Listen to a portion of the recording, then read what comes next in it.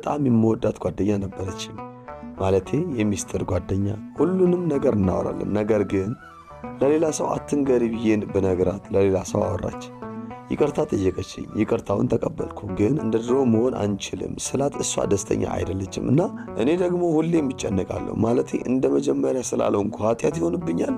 እኔ ስደት ከመጣሁ በኋላ ስለ ሃይማኖቴ ትንሽ አውቃለሁ። ከሀገር ቤት ስመጣ ምንም አላውቅም ነበር። እንደውም ሃይማኖቴን ልቀይር ነበር።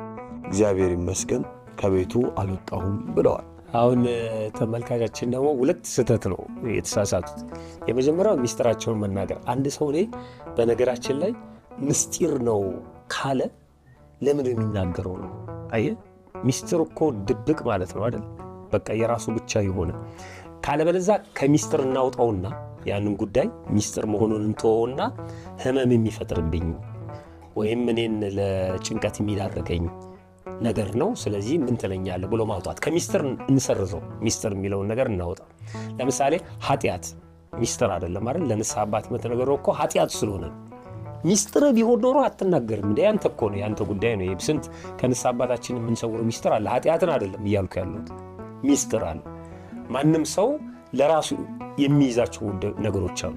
ክፉ ነገር ከሆነ በነፍስ የሚያስጠይቅ ከሆነ ሊናን የሚጎዳ ከሆነ በእግዚአብሔር ዘንድ የሚያስጠይቅና ዋጋ የሚያሳጣ ከሆነ ግን ኃጢአት ነው። እሱን ተናግረ ፈርጀዋል። አየህ፣ ይሄ ኃጢአት ነው፣ አይጠቅምም። ስለዚህ ከጓደኞቼ ጋር ተመካክሬ ይህን ማስወገድ አለብኝ ማለት አለብን። እኔ እንደውም ምስጢር ነው ብሎ አንድ ሰው ነገር ሊነግረኝ ሲፈልግ አልሰማውም። በቃ ምስጢር ከሆነ ያዘው አንተ። ከባድ ነው። እንደውም አንድ አባባል አለ፣ ሰውየው ምስጢር ነው ብሎ ነግሮት ለሌላ ሰው ነግሮበት ከሌላ ሰው ሰማው። ማን ነገር ሲለው ገሌ።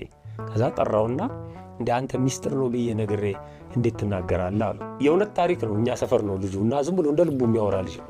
ከዛ እና አንተ አልችል ያልከውን እኔ ልፍ እንዳለ ወይ አለው። እዛው ለልጁ ነው የነገረው እኮ እኔ ልፍ እንዳለ አንተ አልችል ብለህ የነገርከኝን እኔ ልፍ እንዳለ ያለው ይላል። ሁላችንም ነው የተማርንበት። ቀላል ነገር ይመስላል፣ ግን በቃ አንተ ሳትችል ነው የነገርከው አይደል? እሱ ካለዛ ሚስጥር አይደለም። ምክር ከሆነ የሥራ የትምህርት የምናምን ከሆነ አማክረው። ሚስጥር ከሆነ ለምን ተነግሯል? በቃ አንተ ጋር ነው መቅረት ያለበት ነው። ግን ሚስጥረኛ ጓደኛ የሚባል ነገር እግዚአብሔር ይስጥልኝ። ሚስጥረኛ ጓደኛ የሚባለው የልብ ሚስጥር አይደለም። እርግጠኛ ነኝ አሁን ይሄን ያንዳንዱን ጥራ ሚስጥረኛ ጓደኛ ሆነ ምን አማከርከው ብትባለው እገሌን ወድቻታለሁ ሊሆን ይችላል፣ እንዴት ላናግራት ሊሆን ይችላል። ሌላም ብዙ ነገሮች አሉ። በጣም ከባድ እሱን ነው ሄዶ ነገረብኝ የሚል ማለት ነው። የልብ የሚስጥር ጓደኛ የምትለው ማለት ነው። ሚስጥር ማለት አሁን ሌላ ሰው ሊያውቀው የማይችል በኖርማል ህይወትም ሊሆን ይችላል። እሱ ግን የሚያውቀው ድክመትህ ሊሆን ይችላል አይደል? የተለያየ ነገር ሊሆን ይችላል። እንደፈለክ እሱ ጋር ታወራለህ፣ ሌላ ጋር ማታወራው ሊሆን ይችላል። የራሱ የሆነማ ሚስጥር አለው ሰው። ያኔ እሱን ሲያወጣው ነው ከባድ የሚሆነው። ይሄ በሀገራትም ደረጃ አለ፣ በቤተሰብ ደረጃ አለ፣ በትዳርም ደረጃ አለ። የባልና የሚስት ሚስጥር አለ የራሳቸው ማለት ነው። ያወጣው ጊዜ ያልቅልሃል። በቃ እሱን ነው እኔ እያልኩ ያለሁት እንጂ የልብ ጓደኛ የሚስጥር ጓደኛ እሱ አለ በጣም። ሁለተኛው ስህተታቸው የትኛው መሰለ? አሁንም ሌላ ስህተት ደግሞ ፈጠሩ። ልክ ሲታረቁ ምን አሉ? እንደ ድሮ ግን ይውላየ ይሄ ሚስጥር ነው፣ እኔ ላልሆን እችላለሁ። ትክክል ነው፣ ውስጤ ተጎድቷል።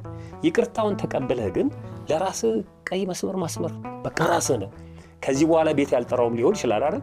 እኔ ያልጠራሽም ለምን አላታለሁ? እሱ በቃ እሱ እኮ ነው ያስኮን የሚያጋጨን። ለራሷ ሰሎከኝ ጥንቃቄ ማድረገው። ለምሳሌ ቁልፍ ሰጥቻት፣ ሴቶች ብዙ ጊዜ ጓዳቸውን ምናምናቸው አንዷ ሻንጣቸውን ምን ቦርሳቸውን ይተያያሉ አይደል?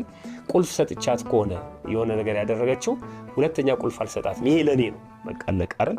ግን ከዛሬ ጀምሮ እሺ እንደ ድሮ አንሆንም፣ ሁለተኛ ቁልፍ አልሰጥሽም፣ ገባብረን ቀጠል። ለምን አስባለሁ? ሁለተኛው ችግር ይሄ ነው። አየህ በቃ የራሳችን ነው፣ ራሳችን ማስመር በቃ መንገድ አሳብረን መሄድ፣ ጓደኝነታችን እንዲያሻክርብን የሚያደርገውን ነገር ማጥፋት።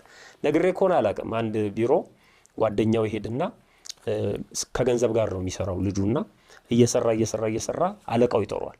ጓደኛው አለ አጠገቡ። ከዛ ወጣና ይቅርታ ብሎ ተመልሶ መጥቶ ቆለፈው። መሳቢያውን ብሩን አስቀምጦ ቆለፈና ሄደ ማለት ነው። ይሄኛው በጣም አዝኗል። እንዴት ተመልሶ መጥቶ ይቆልፍብኛል ምናምን ብሎ ማለት ነው። ከዛ ከመጣ በኋላ ግን እንዴት ተመልሰ መጥተ መሳቢያ ትቆልፍብኛል አታምነኝም ወይ? ስለማላምን አይደለም አለው፣ ስለምወድ ነው።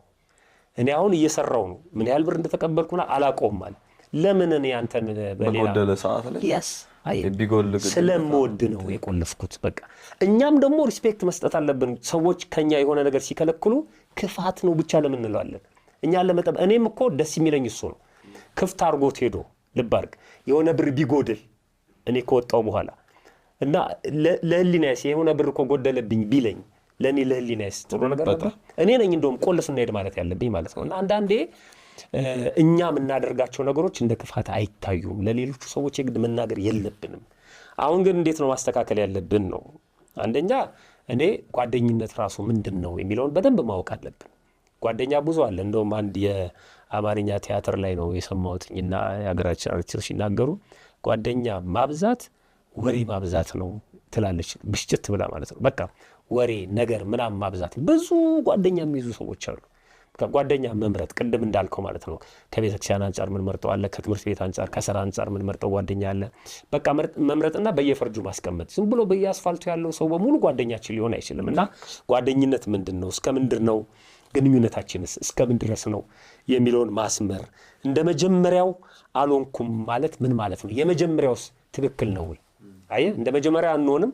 የመጀመሪያውስ ሮንግ እኮ ሊሆን ይችላል። የመጀመሪያው ራሱ የመጀመሪያውን ማን ነው ጥሩ ያደረገው? እኔ የመጀመሪያ የምለው የመጀመሪያ ግንኙነታችን ጥሩ ነው የሚሉት እነሱ ናቸው። የተሳሳተም ሊሆን ይችላል። ስለዚህ እሱን የሚያውቁት ሁለቱ ናቸው። እና እኔ ከመጀመሪያው ስህተት መማር እዚህ ደረጃ ውስጥ የከተተን ነገር ምንድን ነው የሚለውን ነገር ቁጭ ብሎ ማየትና ማስተካከል፣ ጓደኝነትን መቀጠል። ግን በመሃል ሁልጊዜም ቀይ መስመር አለ። ሁሌም በእኔና በአንተ መካከል ቀይ መስመር አለ።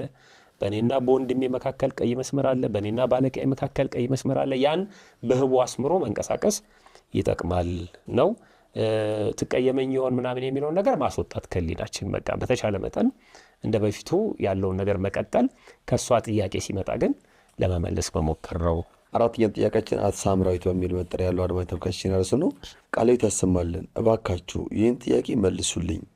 አንድ ንስሐ ስንገባ ለካህኑ በሐሳብ በመናገርና በመፈጸም በተግባር የሰራነውን ኃጢአት ነው የምናዝዘው ወይም የምንናገረው ወይስ በመናገርና በመፈጸም የሰራነውን ነው? በምሳሌ ቢያስረዱን ብለዋል። ጥሩ ነው። ባለፈው ሰርተነዋል። ይህንን ስለ ንስሐ ኃጢአት የሚሰራው የዞሮ ዞሮ ወደ ካህን የምንሄደው ስለ ኃጢአት ስርየት ነው። ኃጢአት የሚሰራው ደግሞ በሶስት ወገን ነው። በሐሳብ ይሰራል፣ በንግግር ይሰራል፣ በድርጊት ይፈጸማል። ብዙ ጊዜ የምንናዘዘው የተናገርነውን የድርጊቱንና ማነው የንግግሩና የተግባሩን ነው። ያለውን አንናዘዝም ማለት ሐሳባችን በቀን 1000 ጊዜ ይወጣል ይወርዳል። ሰው እንሰቅላለን፣ እንገላለን፣ ቄር እንላለን፣ እናስራለን፣ እንፈታለን እና አንይዘውም ነው። ስለዚህ ይሄ ያለውን ኃጢአት ስርየት እንድናገኝ ደግሞ አባቶቻችን ባገኙን ጊዜ መስቀል በምንሳለምበት ሰዓት እግዚአብሔር ይፍታ ከኃጢአት ማሰሪያ እግዚአብሔር ይፍታ ባለ ጊዜ ካህኑ ያለው ኃጢአት ይረግፋል። የቀኑ ለማታ የማታው ለቀን አይውልም አያድርም ማለት ነው። ግን ሐልዮ ስንል አሁንም በእቅድ ለምሳሌ ቦታ፣ ጊዜ፣ ገንዘብ፣ ጉልበት ምናምን ተበጅቶለት የሚጸነስ ሐሳብ አለ። የኃጢአት ሐሳብ ማለት ነው። አይ ለምሳሌ ቀኑን ሐሙስ፣ ሰዓቱን 6 ሰዓት፣ ቦታውን እዚህ ቦታ ማገኘው እገሌን ብለን አስበን ማለት ነው። ያ ነገር ጊዜው ሁኔታው ሲመቻች የሚፈጸም ከሆነ ጥሩ አለመሆኑን ስንረዳ ለካህኑ መናገር እንደዚህ አስቤም ሸምቄ አግኝቼ እንዲለው ነበር ላረገው ነበር ምናምን ምክርም ስለሚያስፈልገው ግሳጼም ስለሚያስፈልገው ወደፊት በዛ ሐሳብ ውስጥ እንዳይሄድ እንጂ ይሄ ዝም ብሎ የሚወጣው የሚወርደውን ሁሉ እንናገሩስ ብንል እንዴት አድርገን ሰብስበን የምንናገረው ነው። እና የሐልዮ ኃጢአት ሙሉ ለሙሉ አይነገርም ማለት አይደለም። የታቀደ ወረቀት ላይ የሰፈረ ቀን እና ጊዜ የሚጠብቅ ሐሳብ ካለ ለምሳሌ እገሊትን እንዲላደርጋት አስቤ እገሊን እንዲላደርጋት አስቤ ያለው ብሎ የሚያስብ የሚሸምቅ ሰው ሐሳቡ ክፉ ከሆነ የግድ ኑዛዜ